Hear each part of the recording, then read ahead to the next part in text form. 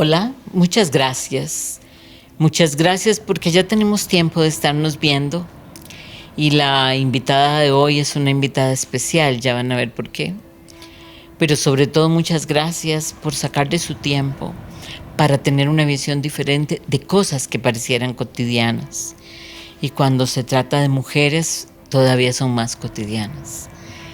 Hoy quiero presentarles a Ili. Todo el mundo le dice Ili. Ella dice que se llama Ileana Azufeifa.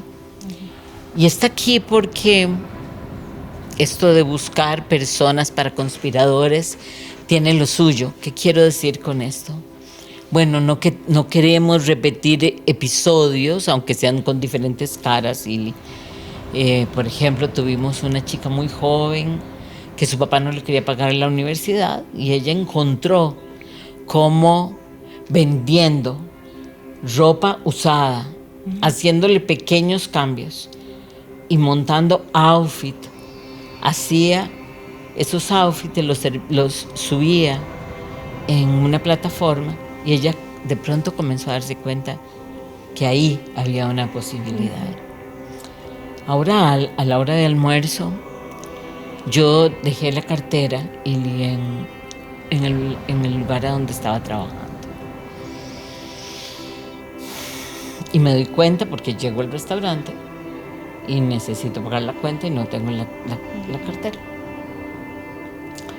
Y le dije a mi esposo, ya vengo. Entonces yo me levanto y voy caminando a la oficina a donde estaba, que era muy cerca del restaurante. Y cuando voy caminando, lo primero que pienso es, ¿cuál será el nudo que se acaba de soltar en el destino? ¿Okay? ¿Por qué te cuento esto y por qué les cuento esto? Porque yo, precisamente hoy en la mañana, hablaba de cómo aprender a no ver la vida como una tragedia. Los hechos son hechos, nada más. Aún aquellos que me parecen terribles, no sé, la muerte de una persona que queremos, el atropello de otra persona, que nos abandone el esposo o la esposa, que llegamos a casa en la tarde y nos encontramos a nuestro esposo con alguien. Y la primera reacción de nosotros, desde el punto de vista técnico y científico, es una respuesta recordada. ¿Qué quiero decir con esto? Que si nosotros pudiéramos entender que nuestras reacciones son aprendidas, todas las reacciones, o sea, vemos al perro que más amamos que lo acaba de atropellar un carro y comenzamos a llorar y no nos hemos detenido a pensar si eso es lo mejor para ese perro, para mí. ¿Qué será lo que está pasando? ¿Cuál sorpresa me traerá la vida de eso? Si el veterinario que me va a ayudar a enterrarlo va a ser mi próximo esposo. No sé, mil cosas. Okay. Cuando uno va aprendiendo a entender que hay y disculpen que haga este paréntesis, hay un psiquiatra, un neuropsiquiatra, Eric Kandel se llama. Él es el Premio Nobel de Ciencias del año 2000. Y él dice, somos la repetición de un recuerdo. Y eso tiene un montón, o sea, podemos escribir libros de esa frase. Pero una de las cosas que tiene esa frase es que no hay nada que pase que sea nuevo. Lo que nos gusta, las reacciones que tenemos, todo es usado. ¿Qué quiero decir? Que somos el compendio de un montón de ideas y creencias que tuvo nuestra familia, nuestra sociedad. Y nosotros somos los actores de todos esos recuerdos. ¿Ok? Sin embargo, hay personas que tienen un especial apego al sufrimiento y al dolor. ¿Ok? Hay personas que uno dice, Dios mío, parecen una telenovela. ¿Ok? Cierto. Porque todo es terrible. Y hay personas que tienen otra forma de verlo. Y no es porque una sea buena y la otra sea mala, porque yo no creo que sea así. Porque creo que la que lo vive como una tragedia, vive en su vida de tragedia y debe creer que esa es la forma de vivir. Lo que no nos percatamos, y en ese proceso, es que esa persona que vive en la vida así sigue siendo eternamente víctima y niña. Y por lo tanto nunca sale de ese lugar. Las personas que somos o que aprendimos también, porque repetimos, a ser autorresponsables. ¿Y eso qué significa? Que yo entienda que todo lo que pasa en mi vida, todo, el cáncer, el esposo, todo tiene que ver conmigo. Yo he sembrado algo de todo eso.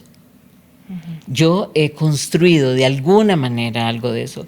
Y eso se lo decía a una paciente que tiene cáncer, y yo le decía, ¿vos te acordás cuántas veces entraste aquí diciendo que querías morirte? El universo lo único que está haciendo es dándotelo. ¿Ok? Entonces, yo no la conozco a ella es amiga de Mary, que ya ustedes saben quién es Mary. Mary, buscando las personas que vamos a entrevistar, que siempre queremos que sean personas diferentes, me habló de Ile, y yo confío en el criterio de Mary, y Ile está aquí por eso. Yo la voy a conocer hoy junto con ustedes. Pero es algo interesante, ya ella de por sí es interesante. Ahora les voy a decir dentro de un ratito por qué. Pero bueno, le hice las preguntas básicas: a qué se dedicaba, qué hacía, cómo era su vida, cosas muy pequeñas. Pero vamos a preguntarle delante de ustedes para que podamos sacar este aprendizaje. Bueno, primero que nada, Ile, muchas gracias por aceptar la invitación. Por invitar. De verdad que para mí es muy importante. Yo creo que más que grandes personajes, aunque pudieran venir grandes personajes, necesariamente no quiere decir con que yo esté de acuerdo con cosas que vas a decir o no, o con personas que han venido. Pero lo que sí tienen todas es que tuvieron que enfrentar en algún momento algo que parecía que iba a ser terrible. Entonces, para mí, ese es un ejemplo.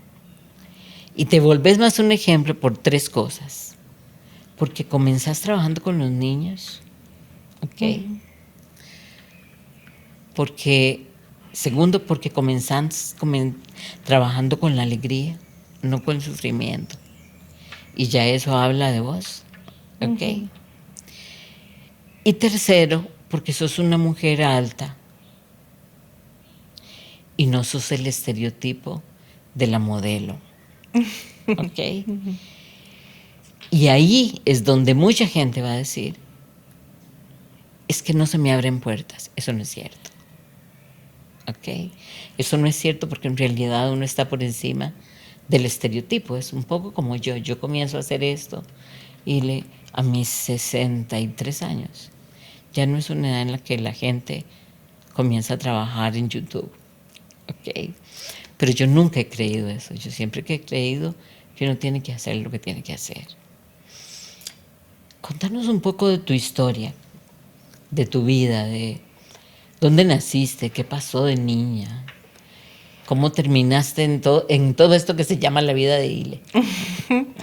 Bueno, yo soy de Escazú. Nací en Pérez Celedón, pero soy de Escazú. Nací en Pérez Celedón porque en el momento de el embarazo de mi mamá, a mi papá lo trasladan a trabajar allá. Entonces allá tuve el placer de nacer. Pero de meses volvimos a Escazú y entonces aquí me crié en Escazú. Soy la del medio de 3 hermanos, ambos varones, soy la única mujer. Una familia pues estable, bien, con una estabilidad económica bien, etcétera, etcétera, ¿verdad? Cuando estaba de chiquita, ya después se dieron cosas y altos y bajos. Quedé embarazada a los 20 años de mi hija mayor, que al día de hoy tiene, 21 años, que al día de hoy tiene 18. Me casé a los 6 meses de embarazo, de nacida de ella, y por razones de la vida no funcionó. Nos separamos a los 3 años de casados Y ahí O sea, tenías 23 o 24. 23 años, correcto, sí, cuando me separé. Em, Y una hija. y una hija de 3. Entonces ahí fue donde inicia, digamos, a lo que me dedico el día de hoy. En ¿Qué edad ese, tenés, perdona? yo tengo 40, acabo de cumplir 40 años.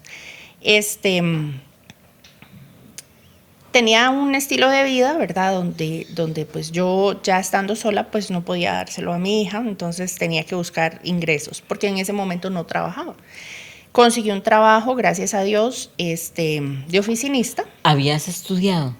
Yo estudié, saqué bachillerato y no había llevado a universidad. La universidad la llevé después, sin embargo la dejé incompleta. Mi hija me acompañaba a la universidad, chiquitita. Me fascina eso, porque entonces estás como tirando por el suelo muchas excusas. El exceso de juventud, el no tener una profesión universitaria, ¿ok? Y el tener hijos pequeños. Sí. Digo, son excusas que yo también tiré al suelo, pero yo era más grande que vos. Me explico, yo me embaracé a los 29 años, separada ya del papá de mis hijos, de mi hijo, de mis hijos. Tengo hijos adoptivos, pero no hijos biológicos, solo uno. Y mi hijo biológico nace cuando ya yo me separé. O sea, yo me doy cuenta que estoy embarazada después de separada. ¿Okay? Pero, yo tenía 29 años, ya yo... Sí, ya hay tenía, cierta madurez. Exacto, digamos. cierta madurez, y además ya yo había trabajado. Vos entras en un matrimonio al estilo tradicional, donde de alguna manera la mujer se queda en casa, mientras que el hombre trabaja y tiene que vivir a expensas de lo que el hombre quiera dar. Exacto, sí, más o menos eso se dio por los problemas que habían con niñeras, digamos, porque es muy difícil encontrar una niñera que te cuide bien a los hijos. O sea, cuando ya se tomó la decisión de que del todo yo no buscara trabajo, tuvimos una niñera que me la dejaba quemar. O sea, era bastante fuerte, entonces, bueno, se tomó esa decisión. Cuando yo me separo, no tengo trabajo. No tengo trabajo, no tengo... ¿Qué pensás, Ile, de esto?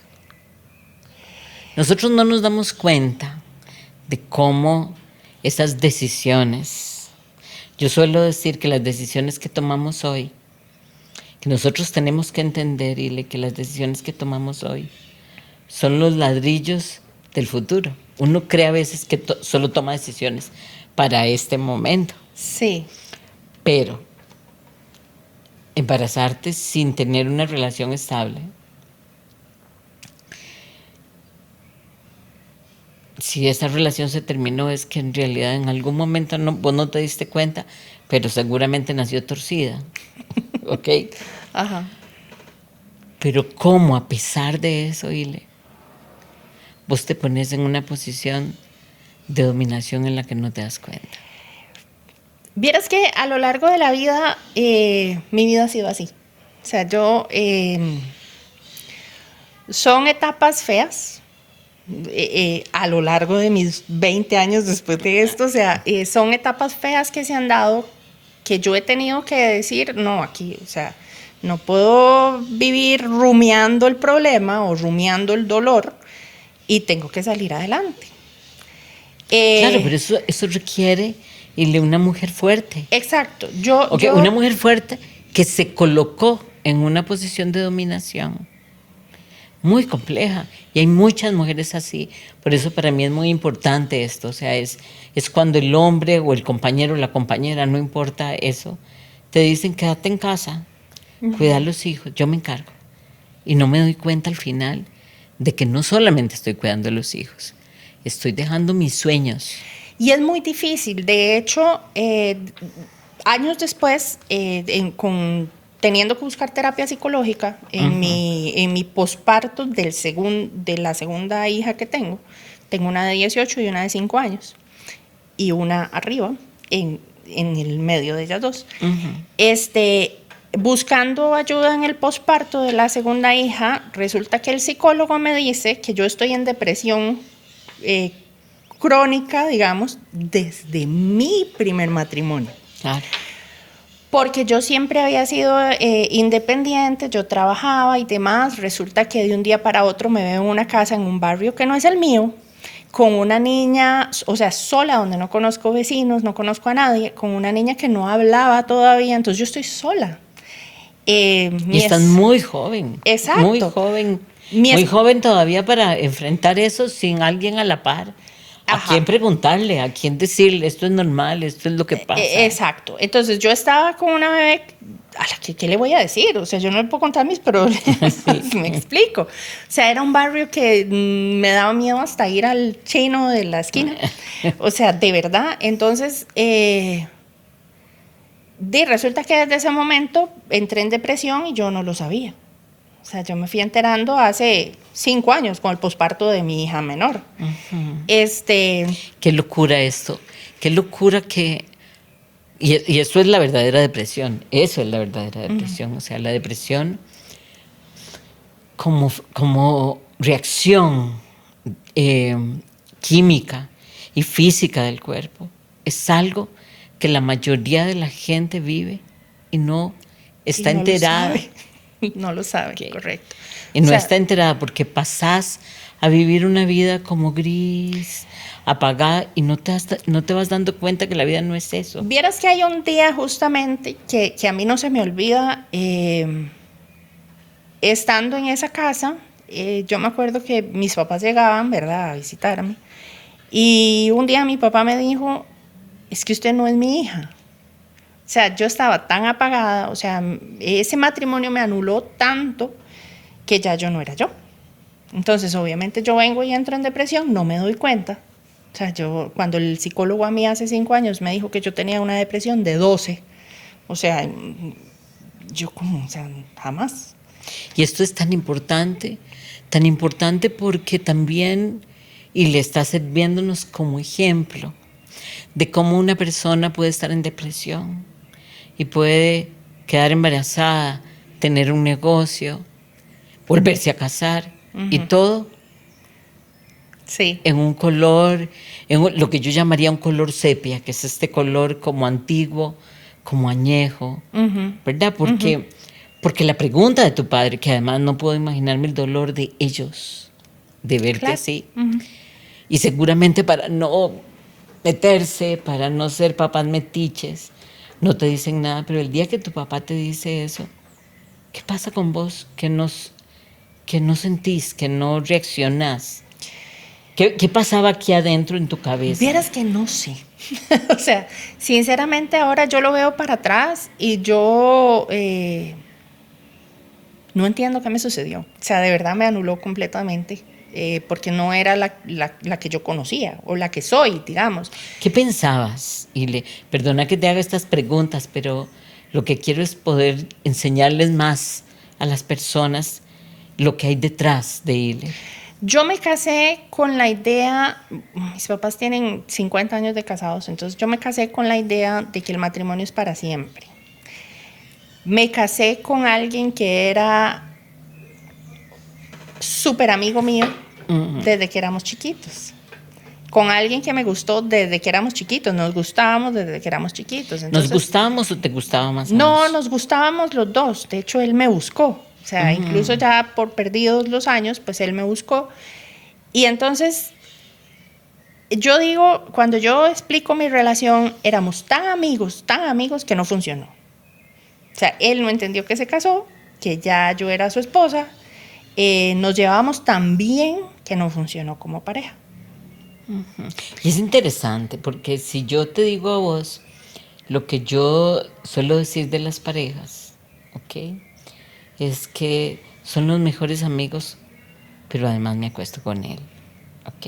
Uh-huh. Entonces, evidentemente, hay un tema de madurez en él y seguramente algo en vos, porque si ustedes eran los mejores amigos, tenían el ingrediente más importante para que funcionara. Pero dijiste ahora la clave, él no se enteró. No, Él nunca se enteró de que se había casado. No, nunca. De hecho, yo considero al día de hoy, lo quiero mucho, obviamente. De hecho, lo quiero mucho y espero que le vaya bien en la vida. Es el papá de tu hija. Es exacto. Pero, al día de hoy yo siento que ese hombre no maduró. O sea, me explico, él como quedó ahí. O sea, entonces es una persona pues un poco inestable, muy agradable. Usted lo conoce y a los 3 minutos le cae súper bien. Pero pues no se dio, o sea, no se dio. Con los años es que ya uno se va dando cuenta el daño que lleva por dentro, porque como le digo, cuando a mí el psicólogo viene y me dice que yo tengo ya un síndrome de depresión crónica, distimia le llaman, así, que yo vivo en depresión, él me explica, usted vive en depresión, es una línea depresiva y hay algo que la detona, o sea, pasa un suceso en su caso y va a hueco. Y se vuelve a levantar y sigue en una línea depresiva y algo lo detona y ¡pum! Hay un estado que a mí me gusta mucho para explicar la distimia, un término, perdón, que yo le llamo la depresión sonriente. Eso. Porque uno sonríe, estás bien. Sí. Son aparentemente sonríes, aparentemente estás bien, pero no necesariamente Ajá. en la profundidad de eso es así. Y yo no me había dado cuenta de eso hasta después de que el psicólogo me lo explicó. O sea, yo soy una persona muy sociable, no me encanta la gente, pero soy sociable. Yo digo que hasta agradable soy, o sea, a la gente le gusta conversar conmigo, me cuentan sus cosas, yo aconsejo, yo trato de que si la persona está triste, yo la hago reír. Me explico, o sea, y eso yo no me había dado cuenta, y curiosamente... Qué bonito, porque además eso te hace pintacaritas. Exacto, o sea, llego al trabajo en el que estoy. Vos sabés interpretar un personaje. Sí. Y uno no se da cuenta, claro. Porque resulta que lo interpreta uno, pero sin saber que es un personaje, porque de repente hay días donde yo no me quiero levantar de mi cama, y uno no se explicaba el por qué hasta que ya el psicólogo me lo explicó. O sea, yo hay días que puedo pasar acostada todo el día en mi cama, ahí, y no quiero ver a nadie. Claro. Pero bueno, se dan esta serie de cosas, yo me separo de mi esposo en ese momento y busco una alternativa para hacer dinero extra. En ese entonces el pintacaritas no estaba tan en auge como es ahora, que usted en todas las fiestas ve un pintacaritas. Y metiéndome en redes sociales, yo busco y encuentro, no sé por qué me sale esto, y yo digo, mira, yo puedo hacer eso. O sea, yo ese tigrito ahí lo puedo pintar. Yo lo puedo hacer. Ajá. Yo puedo hacer eso porque tengo mucha facilidad, o sea, desde chiquita que artístico, que manualidades y este tipo de cosas. Y entonces me pongo a buscar. En ese entonces solo había una tienda, carísima por cierto, pero bueno, yo busco los materiales, busco las cosas y yo me pongo a practicar con la pobre de mi hija, que después de un par de años ya ella no se dejó pintar nunca más en su vida. Nunca más en la vida, no. Digo, ya me han pintado todas las caras posibles. Ya la pobre iba a fiestas y ya no quería. ¿Qué sucede con el barrio, con la casa donde vivías? Me separé y me fui, o sea, yo me fui para donde mis papás porque la casa no era mía. Ok. Nada era mío. O sea, yo me fui a dormir en un colchón inflable donde yo amanecía en el piso. Mi hija en alto, porque mi peso la subía, pero yo amanecía en el piso. O sea, fue un proceso bien, bien duro. Entonces yo dejé el barrio, yo dejé todo y me devolví a donde... ¿De dónde fuiste? A donde crecí, correcto. A donde creciste. Sí, y bueno, ahí empecé a vivir con mis papás otra vez. Eso también, aunque eras muy joven, sí, también debe haber tenido lo suyo, porque... Es duro. Sí. Sí, es muy duro. O sea, la situación familiar o la dinámica familiar... Cambia. Sí, completamente. Y pues hay roces, hay cosas... Es que estás volviendo adulta ya. Ajá, y con una hija. Habiendo tenido una hija, a una casa, yo siempre digo, donde ya hay una reina. Entonces es un problema, porque entonces una reina y demasiadas reinas en el mismo.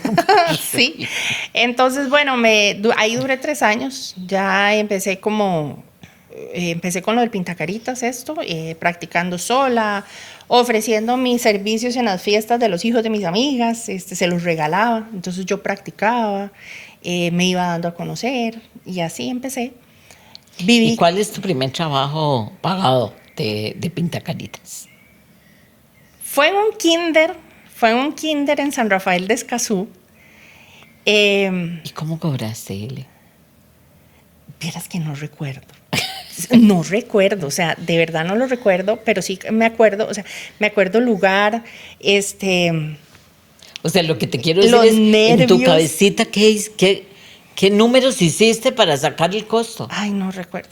Seguramente verdad, cobraste baratísimo. Seguramente Dijeron, cobré baratísimo. ¿qué es esta pero con los pintacaritas? nervios que llevaba, o sea, porque era algo nuevo completamente para mí. O sea, Claro.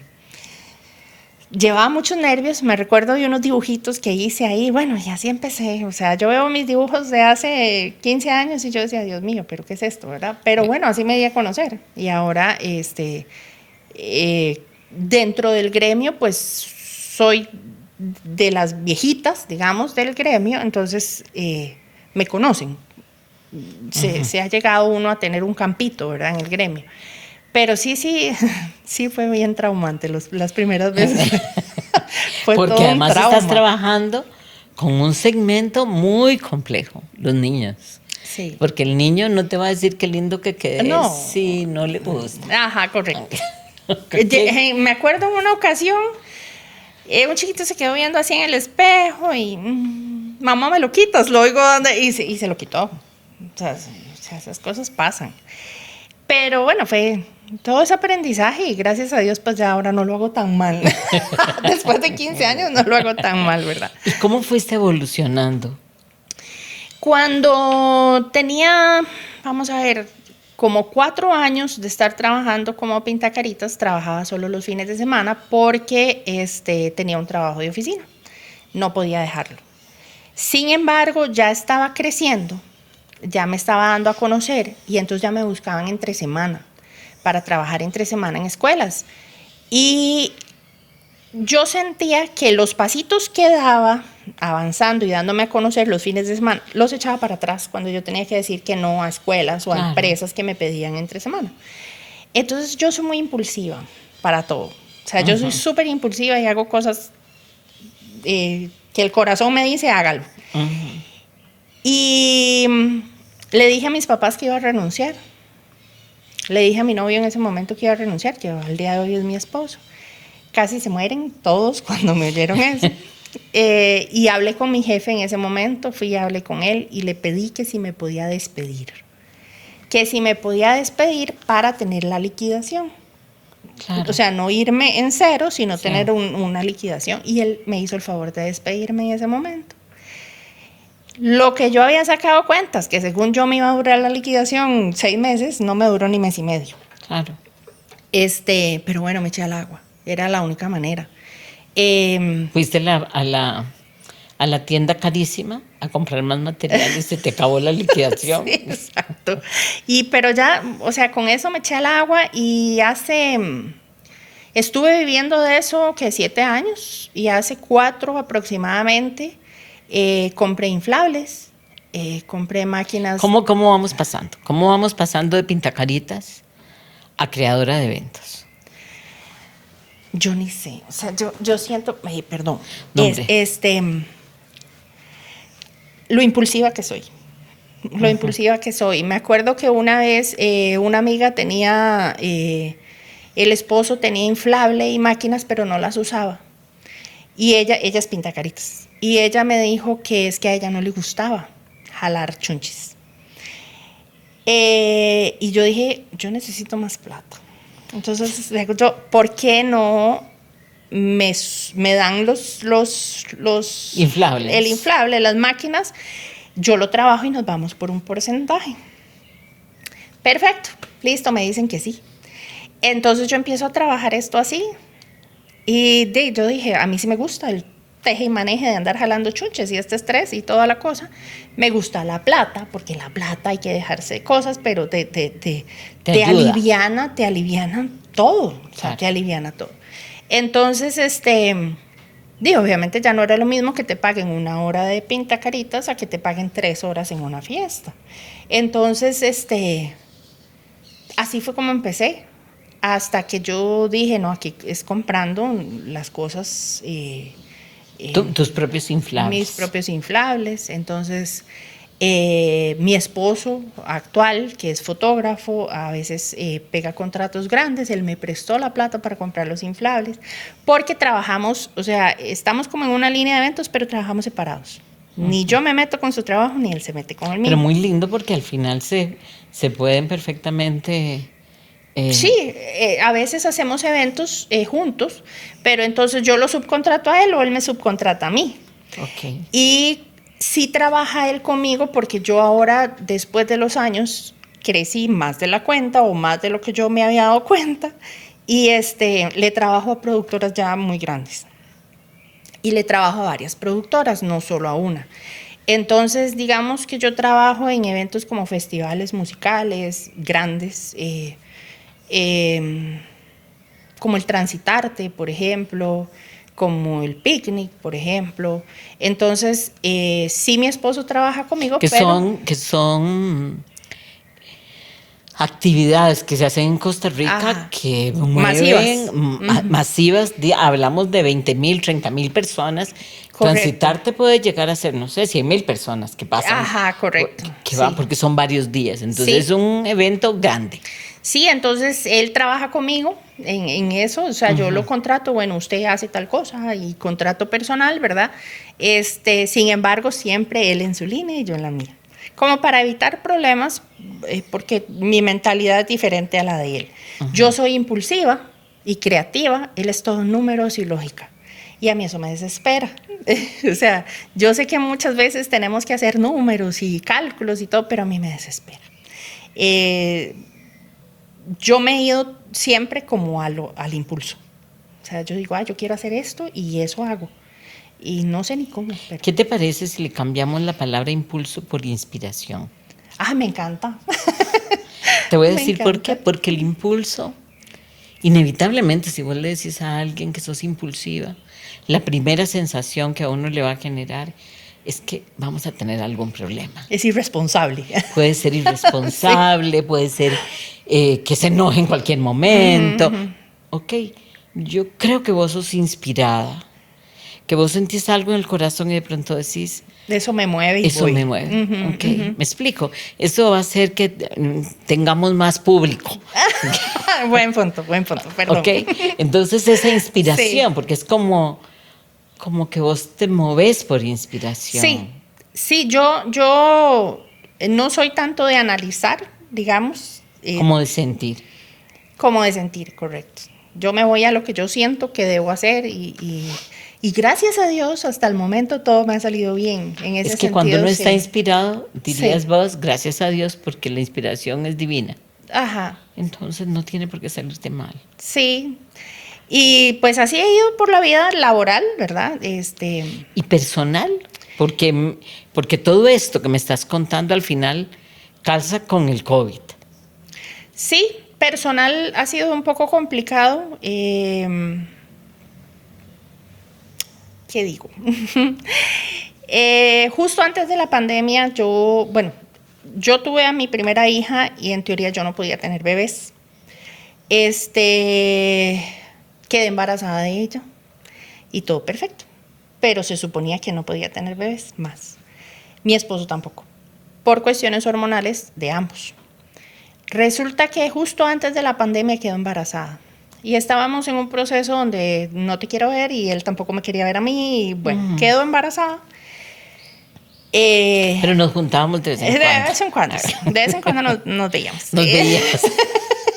Esa inspiración me llevaba a eso. Exacto. Y entonces quedó embarazada de una niña y en un control de los 4 meses de embarazo nos dicen que la niña no va a sobrevivir, que tiene un problema genético y ella no va a concluir el embarazo.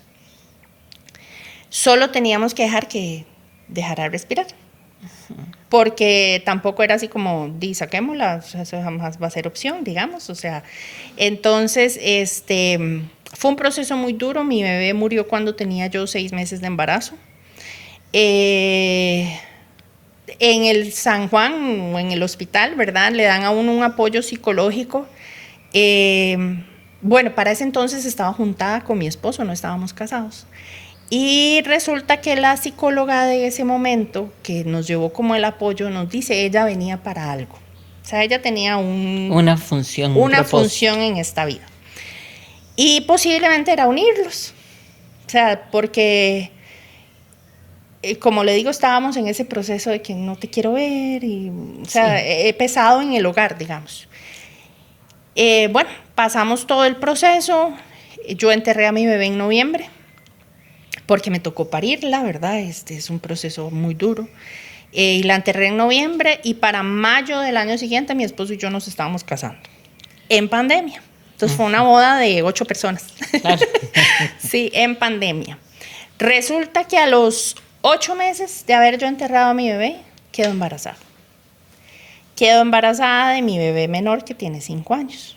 Que fue así como, boom, ¿qué pasó aquí? Porque se suponía que no podíamos tener bebés y ya 2 embarazos, ¿verdad? Algo sí. Está pasando. Y entonces quedo embarazada, una niña también, se llama Abigail. Y fue mucho susto, porque yo tenía miedo que volviera a suceder lo que había pasado. No disfruté mi embarazo. Te soy sincera, no lo disfruté para nada. Trataba, pero por ejemplo, una vez ya yo con aquella panzota y mi mamá me dijo, ¿usted le habla a la panza? Y yo no le hablaba a la panza. No, porque lo que pasa es que hablarle a la panza es crear un vínculo. Exacto. Yo le dije a mi mamá, no, yo no le hablo a ella porque yo no quiero encariñarme. O sea, yo no sé si vaya a pasar lo mismo. De hecho, para unos exámenes, al inicio del embarazo, el doctor me dijo que parecía que traía lo mismo. Entonces, era así como una montaña rusa espantosa. Hubo que ir a medicina nuclear, hacer un proceso para ver si de verdad traía lo mismo o no. Bueno, al final, gracias a Dios, no. Y ahí está mi terremotito. Porque es un terremotito, pero gracias a Dios. Entonces, digamos que personalmente mi vida tampoco ha sido fácil. Pero yo no me puedo hundir en lo feo. Me explico. O sea, yo no soy lo que usted decía al principio, esa gente que se victimiza todo el tiempo y está rumiando su dolor y sus cosas feas y lo feo que a uno le pasa. O sea, así es la vida, a todos nos pasan cosas feas. Yo no me puedo quedar ahí. O sea, yo no me puedo quedar ahí porque la tenía la mayor. Uh-huh. O sea, entonces mi hija estaba entrando al colegio cuando yo perdí a la primera. Yo no podía dejar a mi hija botada por uh-huh. sumirme ahí en la depresión. Uh-huh. Qué ganas no me daban, qué ganas no me faltaban. No te faltaban. Claro, o sea, no podía dejarla botada en su proceso. Entonces, el hecho de yo saber que no me puedo quedar hundida en la depresión, también me pasa lo que usted dijo al principio. O sea, yo oigo a alguien que siempre me está hablando de sus problemas y sus males, porque yo tengo males físicos, tengo fibromialgia, tengo varios dolores, hipotiroidismo, o sea, varias cositas que pues paso todos los días con dolor también físico. Entonces, yo digo, ¿cuál es la gana de estar siempre dándole vueltas a lo mismo? No tiene sentido. O sea, para mí no tiene sentido. Al día de hoy sé que tengo depresión porque el psicólogo me la explicó y tengo entendido que es algo que ya este tipo de depresión no se quita. O sea, es como de toda la vida, no sé cómo funciona sinceramente. Pero no me voy a hundir en eso. En realidad, así como le di la razón al principio, en este momento se la voy a quitar. Ah, ok, sí se quita. Yo creo que yo creo que la depresión tiene 3 características uh-huh. que hasta ahorita se están estudiando y yo hablo de esto hace bastantes años. La primera es que la depresión se pega. Uh-huh. ¿Ok? Porque se vuelve una forma de vida. Uh-huh. ¿Ok? Entonces, así como se le pega a los otros que viven conmigo, porque entonces vamos entrando sin querer en ese modelo, también se me pega a mí misma. O sea, yo tengo picos de salida y mi cerebro lo que hace es reaccionar como siempre he reaccionado. ¿Me explico? Entonces, más que una condena de así tenés que vivir el resto del tiempo, es busquemos la forma de salirnos del ciclo acostumbrado de reacción y vas a ver cómo va a haber una reacción. Ahora, químicamente, tenés un tema que yo lo tengo, que es el hipotiroidismo. El hipotiroidismo es químicamente, es una lentitud en el proceso hormonal, ¿okay? Que lo que te va generando es agotamiento, cansancio, desorden a nivel de pensamientos, perdés el estímulo con mucha facilidad, así como el hipertiroidismo es eléctrico. Es eléctrico, ¿ok? Entonces, aquí habría que ver qué es antes, qué es primero, el huevo o la gallina, ¿ok? Ahora, yo personalmente creo que todos los temas físicos son el resultado de los temas emocionales. Sí, yo igual. Okay. Y si vos venís y antes de hablar me decís que tenés hipotiroidismo, depresión y fibromialgia, habríamos comenzado por ahí la conversación de otra manera. ¿Por qué? Porque tenés 3 condiciones, una emocional, una física y una química, ¿ok? Que habla de alguien que ha tenido una vida que le ha tocado cargar cargas que no necesariamente son tuyas. Entonces, deshacerte de esas cargas va a hacer que tengas la posibilidad de ver la vida de otro color. Ahora, ¿qué pasa? Seguramente que al tener una condición hormonal similar, yo te voy a hacer una pregunta a vos, que vos te la vas a hacer, o si no es que ya te la hiciste, y nos vamos a divertir oyendo la respuesta. ¿Por qué? Okay. Porque en realidad, personas que hemos tenido hipotiroidismo toda la vida, persona como yo que vivió con una madre bipolar, y por eso yo siempre digo que todos somos bipolares, porque si mi madre era bipolar, ¿cómo nos educó? ¿Okay? Mi madre lloraba todo el día cuando estaba mal, todo el día, y no había nada que la sacara de ahí. Uno tenía 3 años y la veías llorar y te sentías muy mal. Yo no lloro. Vos dices, ay, qué dichosa, sos todo lo contrario. No, pero yo soy profundamente seria, antisocial igual que vos, ¿ok? A pesar de que soy sociable, hago este trabajo por la humanidad. Yo puedo trabajar con la humanidad, pero con los individuos o los metidos en mi casa, me cuesta mucho, ¿ok? Entonces, ¿qué sucede? Que esa es otra forma de reaccionar a lo mismo. O sea, es la misma reacción que aprendí de mi madre. La diferencia es que no lloro. Pero la seriedad, la nostalgia, como digo yo, el tango, lo llevo conmigo, ¿ok? Entonces, ¿qué pasa? Si yo te pregunto a vos, ¿cuándo fue la última vez que fuiste feliz? ¿Ok? Vas a decir feliz, ¿cómo era eso? Feliz. ¿Okay? ¿Dónde lo ¿Por qué? ¿A dónde lo venden? ¿Por qué? Porque lo que vos aprendiste es a no descontrolarte en la alegría. ¿Me explico? Personas como vos o como yo no saltamos de alegría. O sea, somos mesuradas en la celebración. No vaya a ser que uno después se lleve una sorpresa. Exacto, exacto. Yo a veces, vamos a ver, por ejemplo, ahorita me está yendo bien, pero se lo decía a mi esposo hoy temprano y lo hablaba con una persona que estoy por llevar una capacitación, yo no me la creo. Entonces, si yo veo para atrás, sí he crecido mucho profesionalmente hablando, pero yo no me la creo. ¿O qué me pasa? Que me está yendo bien, pero no hago ahí celebración porque tengo el pensar de que si celebro mucho, ahorita pasa algo. Soy mesurada, exacto.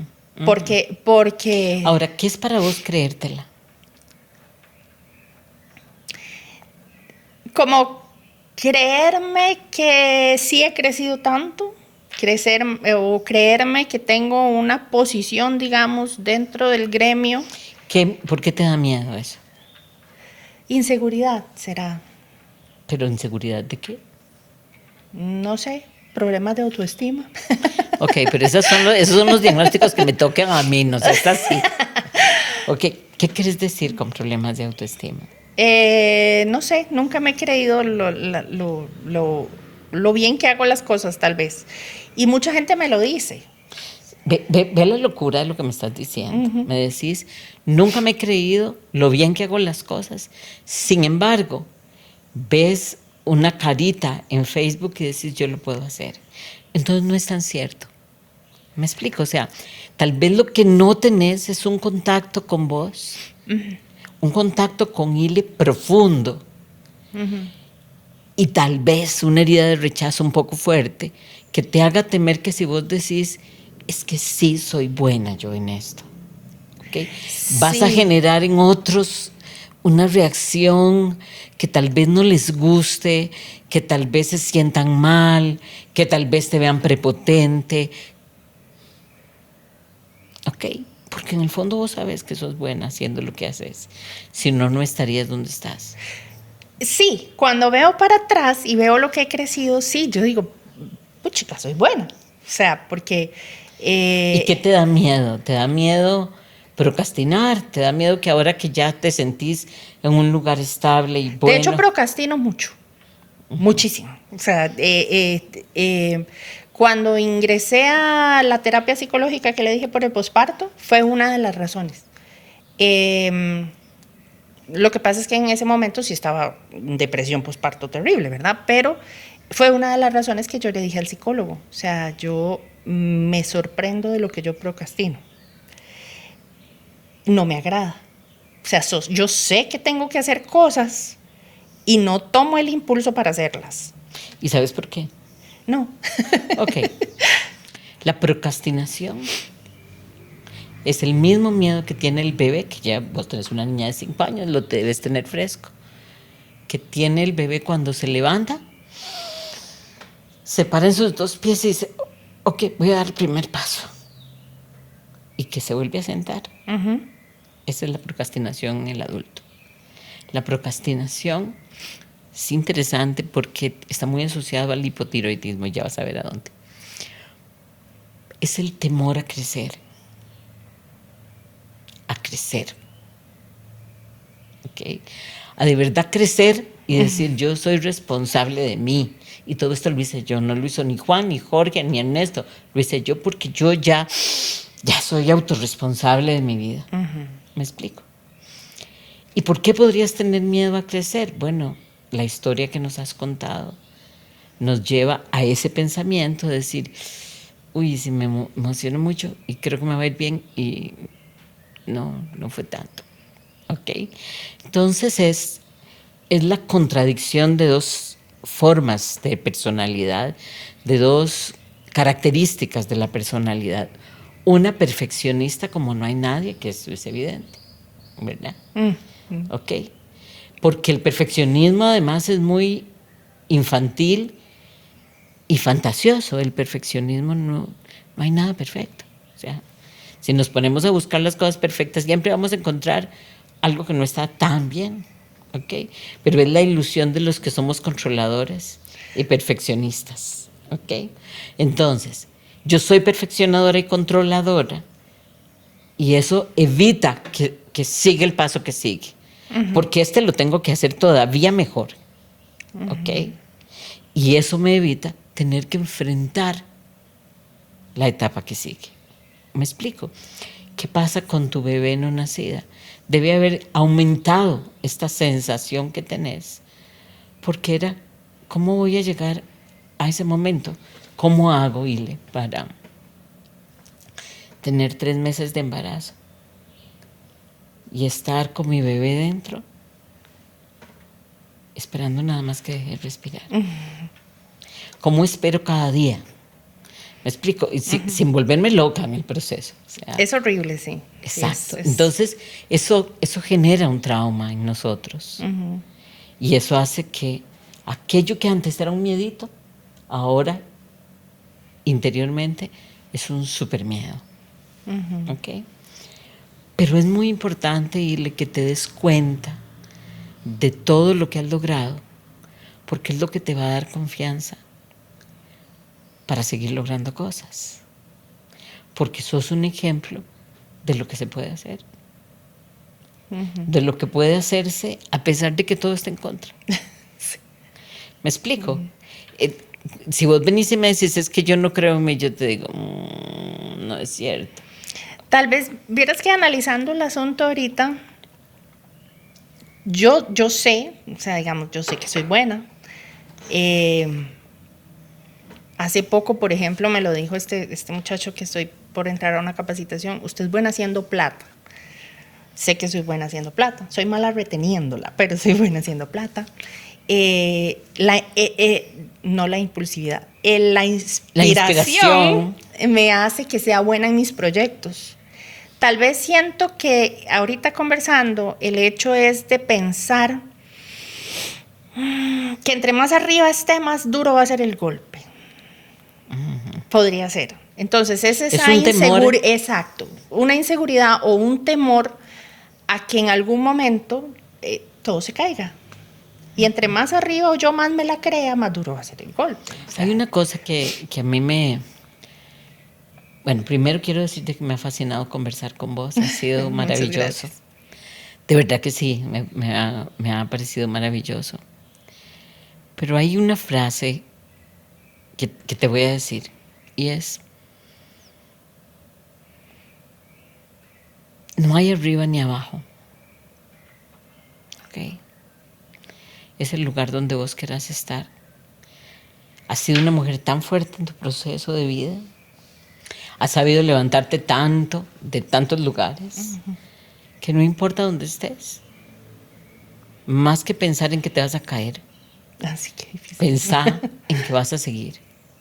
¿Ok? Porque al final es inevitable. Vos sos evidentemente una mujer que tiene la fuerza para hacer plata, pero se autosabotea derrochándola cuando no necesariamente es lo que necesitas. Te cuesta la planificación, porque planificar es creer que hay futuro. Y vos aprendiste que a veces el futuro no es muy bonito. Exacto. Entonces, mejor, si tengo ganas de comprarme estos anteojos, me los compro hoy. Porque, me explico, ahí es donde te autosaboteas. Sí, correcto. ¿Ok? Es como comenzar a decir, bueno, está bien, no voy a pensar en 3 meses, pero voy a pensar la semana entrante. La semana entrante me lo compro. Y así vas a ir poco a poco dando pasos para salirte de este círculo vicioso, porque es un círculo vicioso en que vicioso y todo has crecido. Pero necesitamos que des el paso hacia la etapa siguiente. ¿Qué quiero decirte? Todo lo que has hecho te ha llevado a un espacio maravilloso. Pero si queremos verte en otro espacio mucho más maravilloso, donde además te des cuenta lo maravillosa que sos, necesitas hacer ajustes para ese nuevo espacio. Y esos ajustes tienen que ver con cosas energéticas, ¿como cuáles? Con disfrutar las cosas que sí has hecho, celebrar. No te digo que hagas una fiesta, no, pero celebrar internamente, o sea, que vos decís, wow, lo hice bien, ¿ok? No necesariamente con nadie, con vos. Y sobre todo, darte palmaditas. O sea, aplaudirme. Aplaudirme, exacto. Aplaudirte, decirte, claro, lo hice bien, no podía hacer de otra manera. ¿Okay? Lo puedo hacer mejor, pero lo hice bien. Y alegrarte de eso. Si vos pones tu conciencia ahí, una de las leyes físicas de la energía es que donde va la conciencia va la energía. Si yo estoy y solo veo problemas, solo problemas tengo. Si me doy cuenta de las cosas maravillosas que tengo, ellas se van a multiplicar si yo pongo mi conciencia ahí. Entonces son como pequeños tips para que vayas saliéndote de este ciclo por 3 cosas. La primera, porque tenés 2 hijas, mujeres que están aprendiendo de vos a vivir. Y eso es fundamental. ¿Ok? La segunda, porque sos una mujer que se ha probado a sí misma que es fuerte y que puede.